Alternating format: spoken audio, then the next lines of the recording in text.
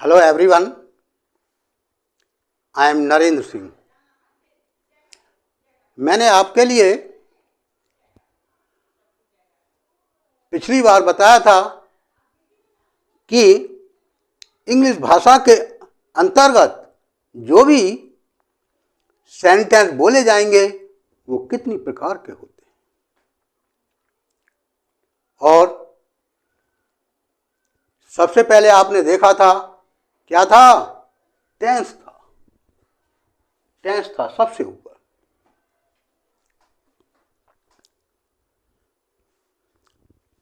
Tense मैंने बताया था कि 75% और इससे ज़्यादा पूरी इंग्लिश टेंस के अंतर्गत आती है। इसके लिए बेसिक स्टडी भी बोल देते हैं। वैसे जब हम आगे चलते हैं तो देखते हैं कि सारी जो भाषा है, इंग्लिश भाषा, इसी पर टिकी हुई है। अब टेंस का आविष्कार हुआ क्यों भाषा के अंतर्गत? टेंस का मतलब क्या है? आप देखते हैं, कार्य होता है। हमने बताया था कि जो भाषा है, भाषा जो है, कार्य के चारों ओर जो एक्शन है, वर्ब है, उसके चारों ओर घूमती है। ये सबसे मेन वर्ड है।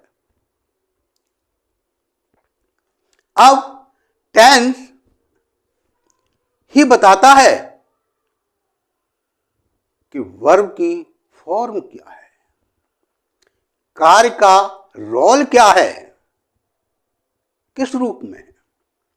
यह जानकारी, जब हम बात कहेंगे तो कार्य के बारे में पूरी जानकारी देनी पड़ेगी। यह जानकारी देता है आपका टेंस। पहले बताएगा कि यह कार्य जो हुआ, एक्शन जो हुआ, वर्ब हुई, ये प्रेजेंट टेंस में हुआ, यानी वर्तमान जो चल रहा है, या वो कार्य जो है किसमें, पास्ट में जो बीत गया उसके बारे में बताया गया है, या फ्यूचर यानी कोई बात जो समय आएगा उसके बारे में बताई जा रही है। भाई कार्य है, कार्य तो पहले भी हुए थे, कार्य अब भी होते हैं, हो रहे हैं, कार्य हमारे बाद भी होंगे, फ्यूचर में भी होंगे, ये निश्चित है। तो पहले तो ये टेंस हमारे लिए जो वर्ब है, जो कार्य है, उसकी जानकारी देता है कि जो है कब हुआ। दूसरी बात, जो कार्य के बारे में जो कहा गया है, उस कार्य के बारे में सामान्य जानकारी दी गई है, यानी इंडेफिनिट। दूसरी बात, कार्य जो है चालू है, कंटिन्यूअस। कार्य जो है जब चालू है तो खत्म भी होगा, समाप्त भी होगा, परफेक्ट। और ऐसा भी हो सकता है कि कार्य जो है चल तो रहा है लेकिन कुछ समय पहले से चल रहा है, परफेक्ट कंटिन्यूअस। अब जो वर्तमान है उसमें भी कार्य की ये चारों दशाएं हैं, और पास्ट जब बीत गया उसमें भी कार्य की चारों दशाएं थी, और ये फ्यूचर आएगा उसमें भी कार्य की चारों दशाएं होंगी। ओके, कितने हो गए? 4 3 जा 12, 4 तिया 12। ठीक है। अब ये हमें कंडीशन मालूम पड़ गई। अब जैसे इंडेफिनिट है, उसमें पॉजिटिव भी कार्य हो सकता है। पॉजिटिव का मतलब कार्य होना, नेगेटिव भी हो सकता है, कार्य का न होना। उसके बारे में इंक्वायरी भी हो सकती है, क्वेश्चन भी हो सकता है। और क्वेश्चन हो आपके लिए बताएं, जानते ही होंगे, 2 टाइप्स, 2 प्रकार होते हैं। एक तो जिनका उत्तर हाँ और ना में मिलता है, यस या नो टाइप, और एक जिनका आंसर यस या नो में मिलता है, नहीं मिलता, वो देना पड़ता है विदाउट यस या नो टाइप। स्ट्रक्चर तो मैं इसकी सबकी बाद में बताऊंगा, सामान्य जानकारी ले लो पहले। अब ये 12 हो गए, और 12 में ये 4 टाइप्स हर किसी के होते हैं। ये 12 हैं, 12 के 4-4, फिर इनके होते हैं 4-4 प्रकार। कितने हो गए? 4 या 12, 4 3 जा 12। अब ये 12 भी मैंने बताया भी, पॉजिटिव, नेगेटिव, 2 टाइप्स इंटेरोगेटिव, 4-4 प्रकार के ये हो गए। कितने हो गए? 12 चौक 48।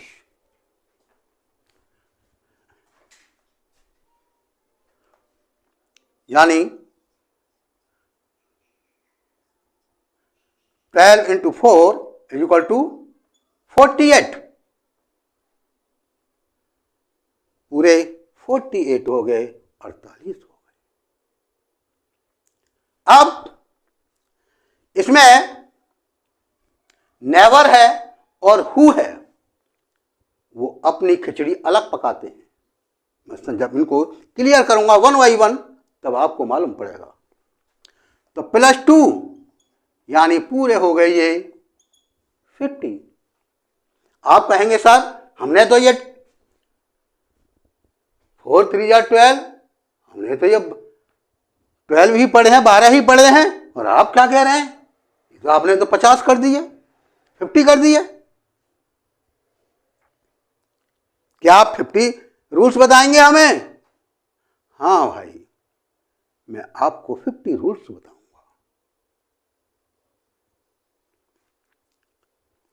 मैं जो है जहां तक कोशिश होगी, मैं भाषा की कोई भी जानकारी आपसे नहीं छिपाऊंगा, मैं बरगलाऊंगा नहीं, जिससे कि आप समझे जल्दी जो है जानकारी मिल जाएगी।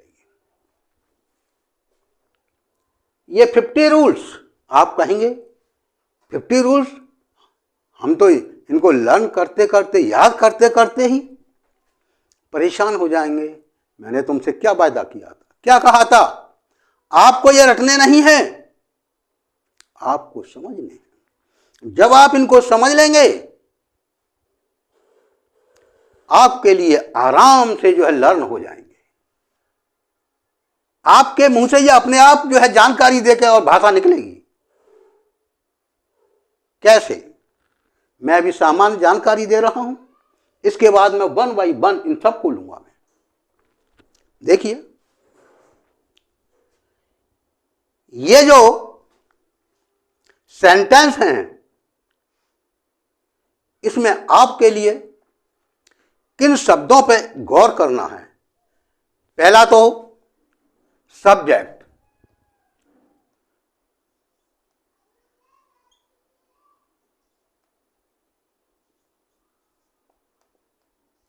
इसके बाद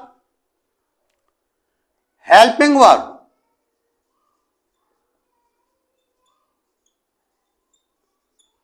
इसको ऑक्सिलरी वर्ब भी बोल देते हैं, और इसके बाद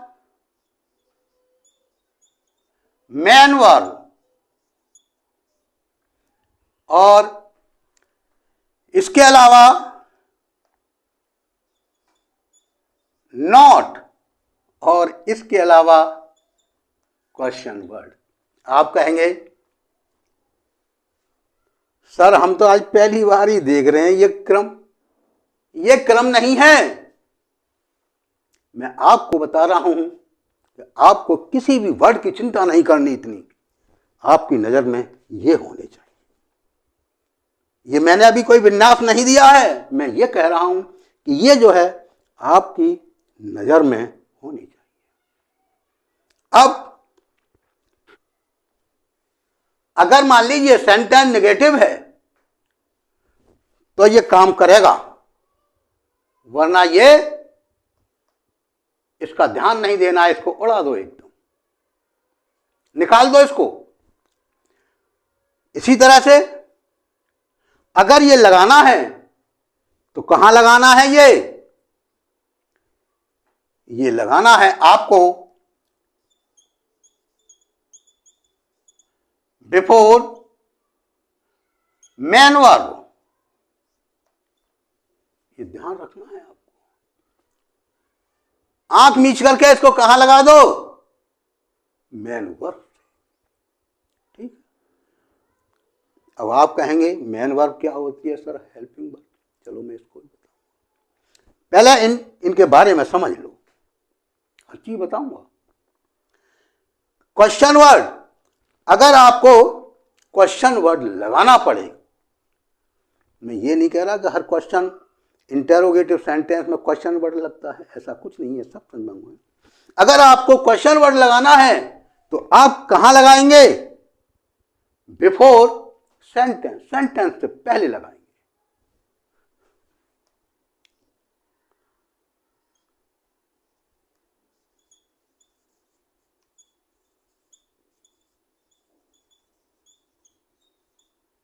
ठीक है। और नहीं लगाना है तो इसकी चिंता नहीं करनी है। ये वर्ड कब लगाने हैं? जब इनकी जरूरत हो। ये ध्यान कर लेना, वरना इनको तो निकाल दो अगर इनकी जरूरत नहीं, इस पर गौर मत करो। अब ये रह जाते हैं ये 3 वर्ड्स, ये 3 शब्द रह जाते हैं, सब्जेक्ट, हेल्पिंग वर्ब और मेन वर्ब। मेन वर्ब क्या होती है? जो वास्तव में काम होता है। और हेल्पिंग वर्ब क्या होती है? उस जो मेन वर्ब है, कार्य है, उसकी मदद करती है सारा रोल निभाने के लिए। ये जो मेन वर्ब, आप कहेंगे सर ये तो हम जानते हैं, ये जो मेन वर्ब है ये फर्स्ट फॉर्म भी होती है, ये सेकंड फॉर्म भी होती है, थर्ड फॉर्म भी होती है और आईएनजी फॉर्म होती है। इसमें क्या है? ठीक है, ये फॉर्म भी होती है, लेकिन ये 3 वर्ड हैं, 3 शब्द हैं, सब्जेक्ट, हेल्पिंग वर्ब और मेन वर्ब। ये बहुत ही इंपॉर्टेंट है। होने को तो बहुत होते हैं, ऑब्जेक्ट, प्रीपोजिशन, कंजक्शन, बहुत सारे वर्ड होते हैं, लेकिन सबसे पहले आपका ध्यान किन पे जाना चाहिए? ये जो 5 वर्ड्स हैं, 5 शब्द हैं, इन पर जाना चाहिए। अगर नेगेटिव है या इंटेरोगेटिव है तो इनको लाइए, और कहां लाइए वो मैंने बता दिया आपको। अगर नहीं है तो इनको हटा दो बिल्कुल, सिर्फ ये हमेशा रहेंगे आपके। ठीक। अब ये जो मेन वर्ब है, ये जो मेन वर्ब है आप समझ लीजिए, ये क्या है? ये पीएम है, प्राइम मिनिस्टर है। इसी के चारों ओर मतलब पूरी भाषा घूमती है। प्राइम मिनिस्टर से आप आशा करते हैं सारा राष्ट्र देखता है, ऐसे ही ये मेन वर्ब है, सब कुछ सेंटेंस इसी के चारों ओर घूमता है। लेकिन ये मेन वर्ब अकेला काम नहीं कर सकती, जबकि इसके लिए कितनी ताकत दे दी है, फर्स्ट, सेकंड, थर्ड, आईएनजी, फिर भी ये अकेला कार्य नहीं कर सकती। इसके लिए पीएम है, सीएम है। अरे भाई, इनके लिए मिनिस्टरों की जरूरत है या नहीं है? बहुत सारे डिपार्ट होते हैं, तो वो डिपार्ट के जो मंत्री हैं, मिनिस्टर्स हैं, वो उनकी मदद करते हैं, पीएम की या सीएम की। तो ये जो मंत्री हैं विभिन्न डिपार्ट के, वो क्या है? ये हेल्पिंग वर्ब है।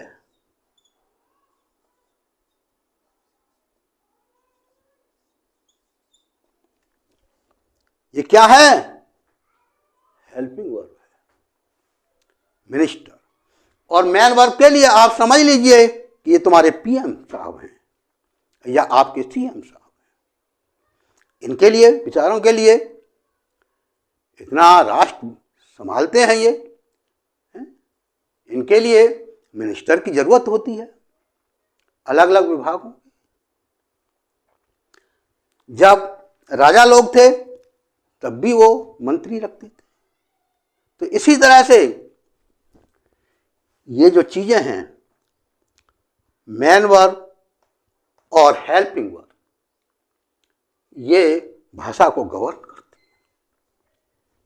अब मान लीजिए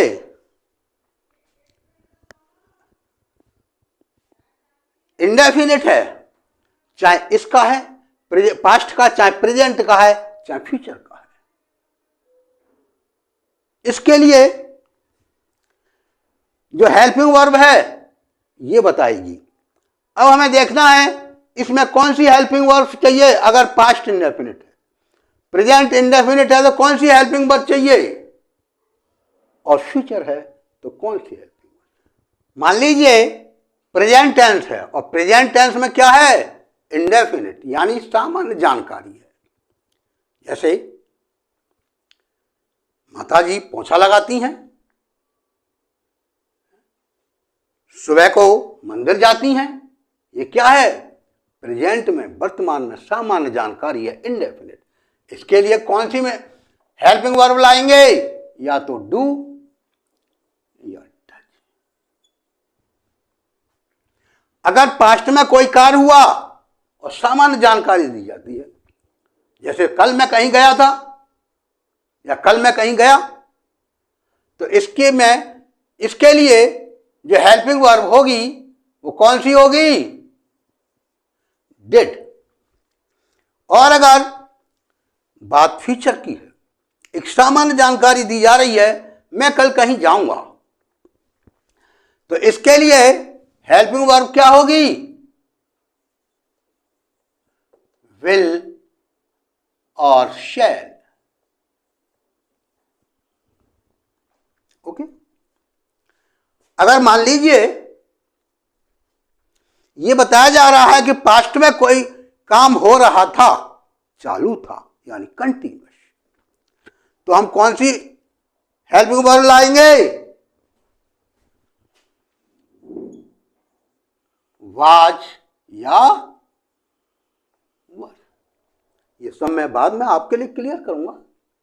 ये तो सिर्फ एक सामान्य जानकारी दे रहा हूं कि अगर ये चीजें तुम्हारे दिमाग में समा गई तो ये 50 रूल्स हैं, आपके लिए कोई जरूरत नहीं लर्न करने। और अगर प्रेजेंट का कंटिन्यूअस है, यानी बताया जा रहा है कि वर्तमान में कोई काम चल रहा है। बच्चे खेल रहे हैं बाहर, वर्तमान में कार्य चल रहा है, कंटिन्यूअस है, तो इसके लिए हम क्या लगाएंगे, helping verb is, am, are. ऐसा भी हो सकता है भाई फ्यूचर में भी काम चल रहा होगा, चालू होगा फ्यूचर में भी, ये तो संसार चलता ही रहता है। तब हम क्या लगाएंगे, हेल्पिंग वर्ब विल बी या शैल बी।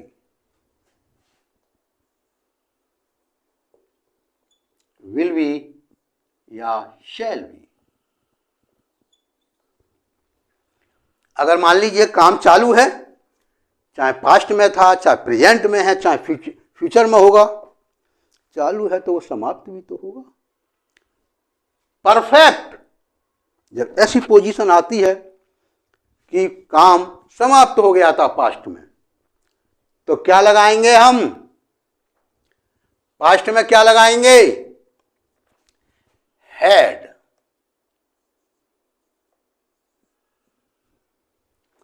आप कहेंगे आप सर मेन बात तो बता नहीं रहे, ये सारी बातें तो मुझे इनके फॉर्मूला को लिखूंगा 1 by 1 तब मैं समझाऊंगा। मैं तो क्या बता रहा हूं कि किस टेंस में, किस पोजीशन में वर्ब क्या रोल कर रही है, हेल्पिंग वर्ब आपको क्या लानी है। यही बात सबसे मेन है भाषा के अंदर। जिसने ये बातें सीख ली, हेल्पिंग वर्ब, अगर प्रधानमंत्री जी ने ये जानते हैं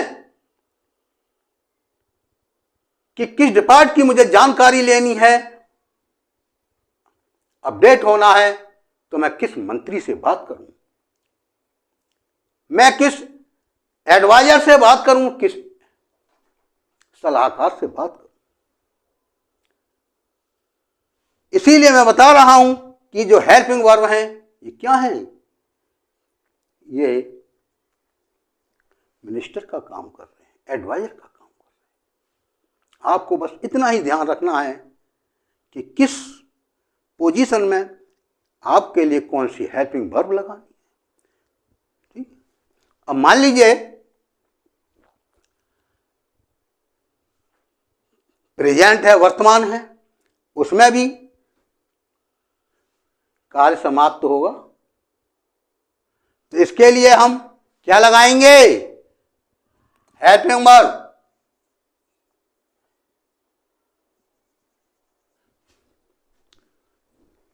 उसके लिए हम लगाएंगे हैज या है। और अगर मान लीजिए फ्यूचर में कोई काम हुआ, समाप्त हो गया, क्या लगाएंगे, हेल्पिंग वर्ब। परफेक्ट में, फ्यूचर परफेक्ट में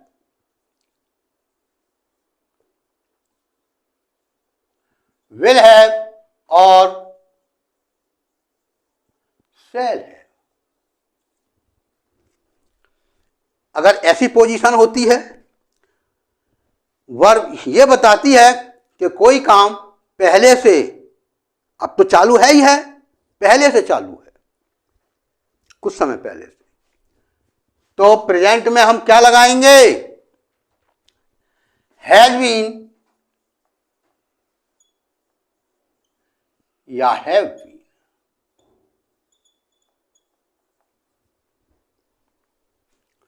अगर पास्ट में कोई काम चल रहा था और कुछ समय पहले से चल रहा था, अगर वर्ब इतना बता रही है, तो कौन सा हम हेल्पिंग वर्ब लगाएंगे, हैड बीन। क्या लगाएंगे, हैड बीन।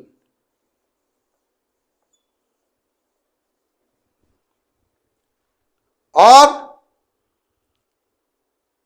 अगर फ्यूचर में कोई काम कुछ समय पहले से चल रहा था, तो उसमें क्या लगाएंगे हम, विल हैव बीन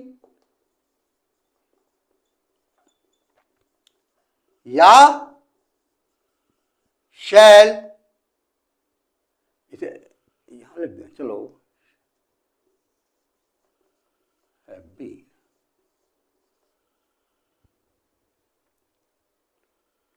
अच्छा, ये आपने समझ लिया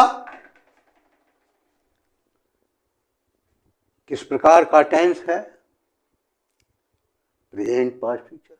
पोजीशन क्या है, इंडेफिनिट है, कंटिन्यूस है, परफेक्ट है, परफेक्ट कंटिन्यूस है। इसे तो टेंस देख करके आप पहचान लेंगे। और पॉजिटिव है, नेगेटिव है, इंटेरोगेटिव है, ये सारी चीजें आएंगी, तो आपके लिए जो ध्यान रखना है मैं उसको बताऊंगा। अब है तो तुम्हें ये सामान्य जानकारी रखनी है बस, और कुछ नहीं। और क्या रखना है कि अगर नेगेटिव है तो नॉट लगा दो मेन वर्ब के पहले, बिफोर मेन वर्ब। अगर क्वेश्चन वर्ड लगाना है तो इसके लिए सेंटेंस से पहले रख दो। नहीं लगाना तो कोई बात ही नहीं, अगर लगाना है बिफोर से। अगर ये नहीं लगाने, इनको हटा दो एकदम। सिर्फ आपके लिए 3 वर्ड हैं, ये 3 वर्ड्स हैं, सब्जेक्ट, हेल्पिंग वर्ब, में। इसका जो है आपके लिए क्या ध्यान रखना है, आपके लिए ध्यान रखना है कि इनका क्रम क्या रखें, इनका क्रम क्या रखें। पहले ये आएगा या ये आएगा, ये आएगा या ये आएगा। और क्या सीखना है, कि जो मेन वर्ब है क्या आएगी, फर्स्ट आएगी, सेकंड आएगी, थर्ड आएगी या आईएनजी आएगी, ये ध्यान रखना है। तो मेन चीज क्या है, हेल्पिंग वर्ब। इसी में अक्सर कर देखा है मैंने कि मिस्टेक्स कर जाते हैं। तो ये आप अपने दिमाग में फीड कर लें कि किस प्रकार का सेंटेंस है, तो उसका जो है किस प्रकार की हेल्पिंग वर्ब आएगी।